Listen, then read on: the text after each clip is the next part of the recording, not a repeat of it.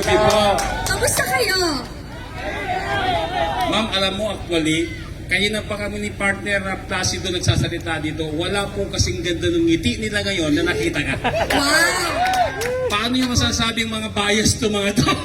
Yan, ang supporter si Vicky Sara Yan! hindi bayaran. Yan, tama. Sigurado yan. At talagang nagmamahal sa bayan. Di po ba?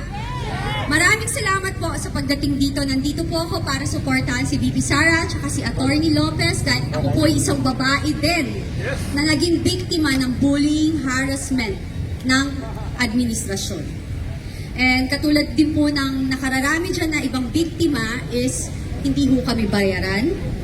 At nagsasalita ho kami dito, katulad ko, isa ho ako doon, na sinalang ko ang aking buhay at buhay ng aking pamilya. Naway, magpatuloy po tayong sumuporta kasi karapatan po natin na ipaglaban ang ating karapatang pangtao. At ako po, ang hinihiling ko lang din po sa inyong lahat is huwag niyo hulang ding lahatin ang kapulisan at kasundaluhan na masama silang lahat. Hindi po. Kasi marami rin po akong kaibigang taga doon at may mga kamag-anak din po akong taga doon. Kaya alam, may ano tayo, first hand na kaalaman. At ako po, katulad nyo, ako'y bilib na bilib po sa katsagaan nyo. Sa, sa pagmamalasakit nyo na pumunta dito. Hindi po yan sa dami. Kundi po sa lakas ng loob, taus-pusong pakikibaka at pakikipaglaban. Kasi kapag taus-puso po ang ating intensyon, tayo po ay magwawagi, lalo na po kapag ang Diyos ang ating gabay. Naman! Yun po. So, tayo po, patuloy po tayong lumaban sa ating karapatan dahil tayo po ang nagpapasweldo sa kanila. Ang House of Representative is House of the People. Ang taxes po natin ang nagbabayad sa kanila. Wala po ditong kung sino yung mas mataas, kung sino yung nakaposisyon, hindi po ganon. Dito po, dapat po, ang loyalty nila is pro-people. Dapat po, ang kanilang katapatan is para sa bayan, hindi po para sa kanilang mga pansariling bulsa. So, ako po, maraming salamat po sa inyong lahat ulit at magpatuloy po tayong lumaban. Lumaban sa tama, at wag po tayo mawalan ng lakas ng loob. Magpatuloy kasi alam ko po, mananalo tayo. Yeah! Magandang gabi and mahal ko po kayo and alam ko mahal natin ang isa't isa. God bless everybody. Ma'am, ang ganda ng ngiti nila nung sinabi mo mahal mo sila. I love you guys. Thank you, ang sisipag nay. Ano mo, ang nanay, yan talaga ang what do you call this? Ang ilaw ng tahanan. Oh, yung mga lalaki naman, ma'am, Ang lalaki, tagapundi ng ilaw ng tahanan. ang lalaki ang pundasyon. Pundasyon. Gumagawa ng tahanan. Pero ang nag-maintain ang mga nanay. Tama. Pero Hindi ma'am, po parang ba- sa Senate at saka sa Congress, yung tagapundi yata ang ilaw ng tahanan. Ay, kasi may kilay na. Alam mo na. Joke. Hindi na rin sila. Alam niyo yun. So maraming salamat po at babalik po ako ulit. Tama. Actually, may sakit ako kaya nalita ko. Pwede isang tanong, Miss Kate. Sige, go. Ayan, Miss Kate, una, Mike. Sige, sabihin mo sa akin, sasabihin ko sa kanya. Ikaw na lang. Ayan, Miss Kate, una sa lahat, maraming salamat at nagpaunlak ka po rito ngayon. At sa amin po, in behalf sa mga kasama natin mga vloggers dito lahat, no? Ano po ang inyong bakit po kayo pumunta rito? Bakit po kayo lumabas? Despite na mukhang wala naman po kayong problema sa buhay.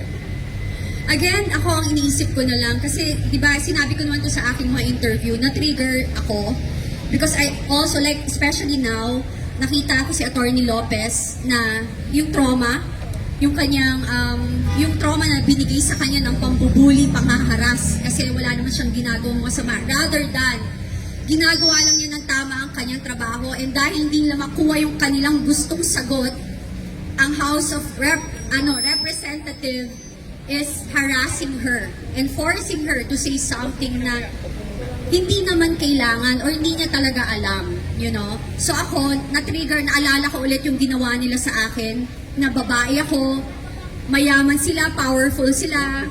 Still, nag-iisa akong babae, may anak ako, 5 anak ko, 4 ang babae kong anak. Wala silang pakialam sa akin na saktan ako, ibuli ako, iharas ako, kunin yung mga properties ko and everything. Hindi ho ito paghihigante. Pero, kailangan ko ikwento yung story ko for people to know na hindi ho ito ngayon lang. Sanay ho silang mangganito. Kung ako ho, ginanito nila, paano pa po kayo? Wala po silang pakialam kahit sa atin. Ako nakasama ko sila for 10 years. They don't care. Yung ginawa nila kay VP Sara, walang utang na loob. Diba? Yung po, walang utang na loob, walang malasakit. Ang malasakit nila, ano yung makukuha nila? Makukuha nila sa kaba ng bayan. Tama yun. Yun. Duterte! Duterte! Duterte! Duterte! Yun po. Okay na? Hi? Okay. Okay na? Ano na? Ayun. Okay na. Hindi kasi magtatanong sana tapos hindi, tapos magtatanong sana kasi po na-starstruck sa inyo. Magandang gabi, Biscate Binag, Bistak Pilipinas. Hello, may utang pa ako sa iyong interview. Ano? Nag-echo. Nag-i-echo na. Biscate Binag, Yeah. ano po ang inyong mensahe? Lapit ka. Ano po ang inyong mensahe sa lahat ng mga kababaihan sa ating bansa para ma-inspire po sila na sumama po sa ating pagkikibaka? Sa akin po, sa aking kapwa kababaihan, ang akin lang masasabi is kung kayo ay may pangarap na mabigyan ng magandang kinabukasan ang iyong magiging anak at mga apo, dapat po tayo ay maging asset bilang partner or asawa ng ating mga mapapangasawa, boyfriend or everything. How? Paano po tayo magiging asset? Kailangan po tayong matutong lumaban at makibaka sa buhay. Di po ba? Matuto tayong magtrabaho. Kaya para kung ano man yung mangyari sa ating asawa, kaya nating buhayin ang ating pamilya. Ganon din po ang pakikibaka sa bansa, sa Pilipinas, sa ating bayan. Kailangan po matuto tayong ipaglaban kung ano yung tama, ipaglaban kung ano yung ating karapatang pangtao, ipaglaban natin ang ating karapatan bilang mamamayang Pilipino na nakatira dito sa Pilipinas at saka sa ating bayang mahal. Ganon lang po. Thank you. Meron pa akong follow-up, Miss Candy. Ako po si BMR Channel. Ay! May utang din. Miss Candy, kahapon po nung napanayan po namin si Senator Bato de la Rosa with Yumi Santiago, ang isa rin po sa biktima, at nagpapasalamat sa programa ni Tatay Digong na War on Drugs because yung kanyang mga kamag-anak ay nagbago po. Miss Cathy Binag, kayo po, kung sakasakaling magtuloy-tuloy po ito ang investigasyon, makikiisa po ba kayo sa panawagan na lumabas din ang mga biktima po nitong mga illegal na mga droga? Dapat po, Duterte!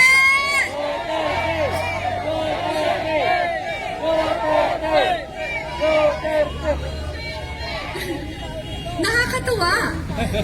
Opo, makikiisa ako kasi ang pangit pong ang ginagawa nila ngayon is pinagtatanggol po nila ang mga pushers at saka mga drug addict and convicted criminals. Perfect example is di ko nga matawag na congresswoman eh. Si Castro. Diba? Naglalakad na convicted criminal. Tapos etong ating mahal na lawyer na nagtatanggol sa mga IPs, nagtatrabaho ng malinis. Gusto nilang ipakulong wala man lang kakaso-kaso. Anong ibig sabihin nun, di ba? It's a sign of bullying and harassment. At siya ay isang babae ang nakakatawa. Ikaw, Castro, kapal ng mukha mo. Dapat nakakulong ka. Kapal ng mukha mo. Kapal ng mukha! Kapal ng mukha! Diba? Kapal ng mukha! Kasi dapat, ang akala ko ba, ang kaliwa is pinagtatanggol niya ang mamamayang Pilipino. Eh bakit siya, sinisira niya or binababoy niya ang, mga tao na walang kalaban-laban at normal lang at walang posisyon. you know. Then ako, lalaban talaga ako kasi kailangan malaman din lang sa mga biktima. Ako naman, naniniwala ako na mga pushers and addict pwedeng magbago. Pero choice nila. Kapag nanatili silang pushers and addict at namerwisyo sila sa lipunan, di ba? Kaya maraming namatay, na rape ng addict, pusher, na, you know, maraming pinagbentahan ng droga, kaya kumalat ang addict. Alam ko mahirap ang buhay, pero choice po natin, pumili na magkaroon ng trabaho na matino at maayos. Thank you. Miss Cathy, kasi sa group chat natin sa Die Hard nandoon ka. Nagtataka ako, kasi nasa mga ilang Zoom meeting kami with Cathy Binag. Nagtataka ako, bakit nakafocus kay Duterte, kay Ma'am, kay Attorney Lopez, yung issue. Diba, hinahamon ko kayo, mga congressman, bakit hindi si Cathy Binag ang tawagin ninyo? Nang ilalabas ni Cathy Binag ang USB na hawak niya.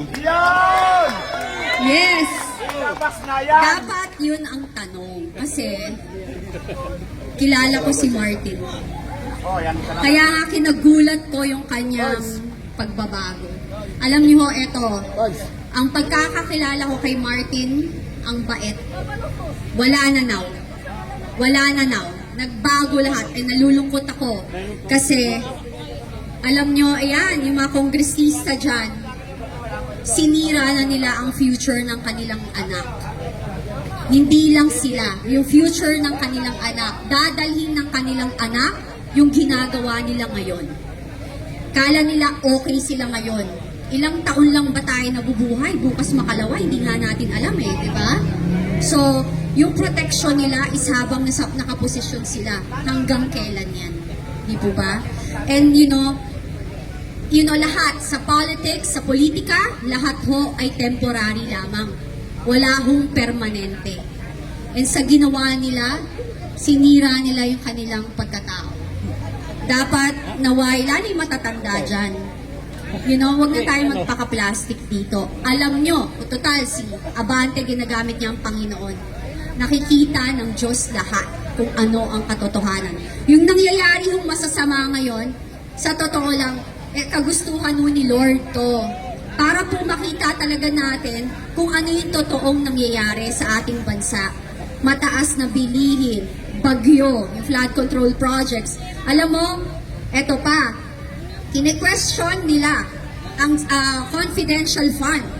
Lahat ng politician ay, what do you call this, nagtatrabaho sa gobyerno, ay may confidential fund. So ang hamon ko, sa Quadcom, buksan natin ang libro ng lahat. Lahat na may confidential fund, buksan natin. Kung kini-question nyo ang confidential fund ni VP Sara. You want to be fair and square? Maging transparent tayo. Ilantad natin lahat kung wala kayong tinatago. Yun lang po. Miss Cathy Binag, follow-up question na po. Balikan lang ho natin yung issue sa drugs tungkol po kay Bongbong Marcos. Kung ipatawag po ba kayo sa Quadcom, haharap po ba kayo upang isalaysay po ninyo yung personal encounter po ninyo kay Bongbong Marcos na gumagamit po ng ipinagbabawal na gamot? Haharap ako, pero hindi ako pipirma ng, what do you call that? Waiver. You know why? Because I know for a fact na yan ang gusto nilang mangyari. Makokontempt ka, bababoy. Hindi ako takot sa baboyan, nababoy ako for 10 years po.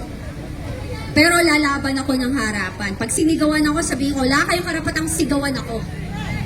Wala kayong karapatang sigawan ako. Hindi ako pumunta dito para bastusin ko. Yan ang issue! Diba? Yun po yun. Kasi nasira ho ang Kongreso sa ginagawa nila. Hindi naman ho lahat ng kongresista. Nandyan nga po si Congressman Marcoleta, diba? Nagsusupport na, nagagalit sa ginagawa nila. Pero, ang akin, ang hamon ko sa mga kongresista, tumayo po kayo. Magkaroon ho kayo ng backbone at mga bayag. Sa mga kababaihan, maging babae ho kayo. Total, ina ho kayo ng tahanan, ate kayo. Tingnan nyo ho nangyari kay Atty. Lopez. Tingnan nyo nangyari kay Atty. Lopez. Imagine nyo, kung nangyari yan sa mga kapatid nyo, nanay nyo, ate nyo, tita nyo, kamag-anak nyo, mahal nyo sa buhay, anong gagawin nyo? Tapos kine-question nila, tinatawag nila si VP Sara na may tama sa utak, hindi kalmado. Kahit sa akin mangyari yan. Kasi ang problema, ang mainstream media, hindi nila nilalabas ang kabuuan ng storya. Diba? Kaya yan ang problema. Hindi lahat nila nilalabas. Yung story, we were there. Ang sabi niya, diba, ang nangyari sa kanya, nasa Zoom tayo eh. Nag-collapse na si Atty. Lopez, hindi na siya kumikibo. They were asking for help. It took 2 hours for them na papunta, na may papuntahin. May doktor doon, ayaw papasukin. So ano gusto niyong maramdaman ni VP Sara? Isang kaibigan yan. Hindi lang basta kaibigan, matagal niyang kaibigan at empleyado niya. Yan ang leader. May malasakit sa kapwa. May gagawin ba nila yan? Babantayan ba nila? Babantayan ba nila yan? Hindi. Yung trauma na ginawa, sabihin na drama. Drama, gusto ko nga po, sana magsalita yung nanay ni Atty. Lopez. Sana po magsalita. Hindi nyo maintindihan kasi may pera kayo, mayaman kayo, you think you're powerful. Wala akong pinaka-powerful dito sa buong mundo kundi ang Diyos. Kaya kayo lahat tatamaan na kayo ng latigo ng Panginoon. Yun lang po. Miss Katibinag, final question na lang po. Last na lang. Nung na-interview po kayo ni Maharlika, ang sinabi nyo na meron kayong hawak na USB kung saan ikwento mo lahat yung pagkakilala at pagsasama ninyo ng dati ninyong boyfriend. Kasama po si First Lady Alisa Aranita at saka si Bongbong Marcos. Kailan nyo po yan ilalabas? Meron na may hawak, lalabas na yan soon. Yun. Yun lang. Simpleng sagot. Last question, Miss Cathy. Kaya yung sa mga nagko-call na ilabas ko na, let me do give me my time. Yes. Hindi ho tayo pwedeng magpadalos-dalos. Alam niyo ho yun? A friend of mine even told me, yung hawak mo, Cathy, can put this administration down. So yung sinabi niya, kaibigan ko yan sa Congress. So ako, gusto natin, dati pa natin gustong ilabas, pero meron nang may hawak. Meron Okay. nang may hawak. Okay. So last question, Miss Cathy Binag. Galing po ito, walang iba kundi kay Placido Veloso po. Okay, Placido. Ay, Miss Cathy, magandang gabi po. Magandang gabi. Alam niyo mga kababayan, dahil po sa tapang ni Miss Cathy Binag, palakpakan muna po natin na siya ay lumantad kahit na po ang kalaban ay isang presidenteng bangag. No, lumantad po siya, nagpaliwanag. Siya po ay naka-impluwensya ngayon at nakakuha ng inspirasyon ang mga biktima ng droga. No? At meron na pong isang sumabay kay Miss Cathy Binag. No, yan po ay nagngangalang si Miss Yumi Santiago na aking kababayan sa Bataan. Maisog din po siyang lumabas at nagsiwalat kung ano ba ang buhay ng isang naging biktima ng droga. Ang tanong, Miss Cathy Binag, kung sakali ba na mas marami pang may inspire sa inyong matapang na paglantad at kayo ay higayating pangunahan na magsilabas at manawagan sa ating gobyerno ng isang masusing investigasyon, titindigan nyo ba ang mga biktima ng illegal na droga? Sa tingin mo ba, Placido, hindi ko titindigan? Sasagutin ko na yan! Yes! Nananawagan ako sa kapwa ko, biktima, pamilyang na biktima ng mga gumagamit ng droga, namatayan dahil pinatay ng adik, namatayan dahil pumasok sa pagbebenta ng droga ang kanilang kapamilya, ang mga nabiktima ng mga adik na nahagahasa, naharas, at nasira ang mga buhay dahil sa pagdodroga, sabayan niyo po kami. Nandito po ako, tutulungan ko po kayo. Kahit maghirap ako. Palakpakan po natin si Miss Cathy Binag. Kaya Miss Yumi Santiago, kami po ay nananawagan. May partner na po tayo. Kay JM Morales, nandito na po ang mga gagawa ngayon ng panibagong hearing pagdinig sa Senado at Kongreso. Palakpakan po natin.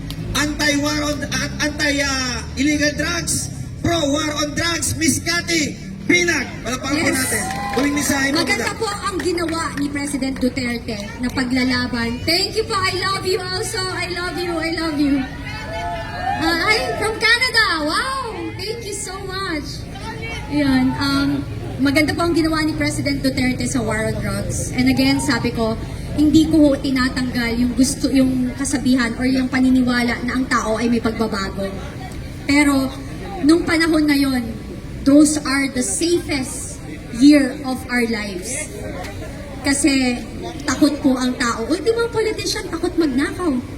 Ang military, talagang ang dignidad nila, mataas ang kapulisan. Binigyan niya ng integrity, nilabas niya kasi for the longest time, nababoy ang kapulisan tsaka sundalo. And you know, there's a lot of, marami po tayong pulis at sundalo na matitino. And talagang inayos niya. And kaya ako, you know, sometimes bakit mo pinagtatanggol yung pulis at sundalo? Kasi ako naniniwala, hindi lahat. Ginagawa lang nila yung trabaho nila. Pero, pag dumating ang panahon na kinailangan talaga nilang lumaban para sa atin, they will do it. I believe in that. Kasi ano na yan? Yan ang kinasinumpaan. Tungkulin. Ganun po sila. Maniwala po kayo. Magbigay lang po kayo ng konting pasensya sa kanila. Kasi, you know, ang hirap din po ng kanilang kalagayan. Pero, sa patuloy nating pagdadasal at paniniwala sa Panginoon na ang kasamaan ay hindi mananalo sa kabutihan, tayo po ay mananalo. Di po ba? Yun lang po. God bless everyone and good night. Kati Binag, nasa tabi ka ng Panginoon. Thank you sa suporta po. God bless, guys. Okay, publicly announce anytime. Lahat, baka ilang minuto lang mula ngayon, we try to reach out. Sinusubukan namin i-contact ang ating mahal na VP Inday Sara upang marinig nyo ang kanyang mensahe.